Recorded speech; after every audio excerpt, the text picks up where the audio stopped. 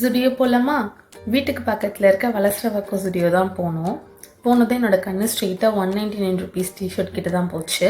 வெயிலுக்கு நல்லா லைட் வெயிட்டடாக இருக்கும்னு அதில் ஒரு 2 டிஷர்ட் எனக்கு எடுத்துகிட்டு மற்ற கலெக்ஷன்ஸ்லாம் அப்படியே பார்த்துட்டு இருந்தேன். பாப்பா அவளோட வேலையை பார்த்துட்டு இருந்தா. நல்லா தான் இருந்தா. திடீர்னு என்ன ஆச்சுன்னு தெரில, தலையில் படுத்துட்டு அங்க பிரதேசனம் பண்ண ஸ்டார்ட் பண்ணிட்டா.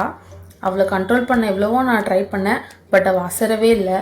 ஹோல் ஜுடியோவே எங்களை தான் பார்த்துச்சு. ஒரு அசிங்கமாய் போச்சு குமார். படம் ஓட்டினது போதும், நான் அவளை தூக்கிட்டு செகண்ட் ஃப்ளோரில் கிட் கலெக்ஷன்ஸ் பார்க்க போனோம். நிறைய நியூ கலெக்ஷன்ஸ் வந்துருந்துச்சு. ஃபுல்லாக சம்மர் கலெக்ஷன்ஸாக இருந்தது. Beach theme shirts and t-shirts boys and கேர்ள்ஸ்க்கு சூப்பராக இருந்தது. அதில் ஒரு சில ட்ரெஸ் பாப்பாவுக்கு வந்துட்டு ட்ரை பண்ணலான்னு எடுத்துகிட்டு வந்தா. மேடம் நல்லா ஹாயாக ஃப்ளோரில் படுத்துட்டு சாங்ஸ் கேட்டுட்டு இருந்தாங்க. ஃப்ளோரில் படுக்கக்கூடாதுன்னு எழுப்பி விட்டா, ஃபோனை கீழே வச்சுட்டு டான்ஸ் பண்ண ஸ்டார்ட் பண்ணிட்டா.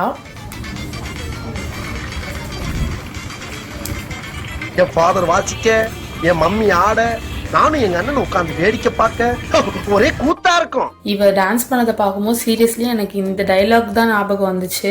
இதுக்கு மேலே இவளை வச்சுட்டு இருந்தா ஏதோ குரலி வித்தை காட்ட வந்திருக்கோம்னு சொல்லிட்டு எல்லாரும் நினைச்சிட்டு போறாங்க அப்படின்ட்டு அங்கிருந்து இவளை தூக்கிட்டு பில் போட்டு கிளம்பிட்டேன்.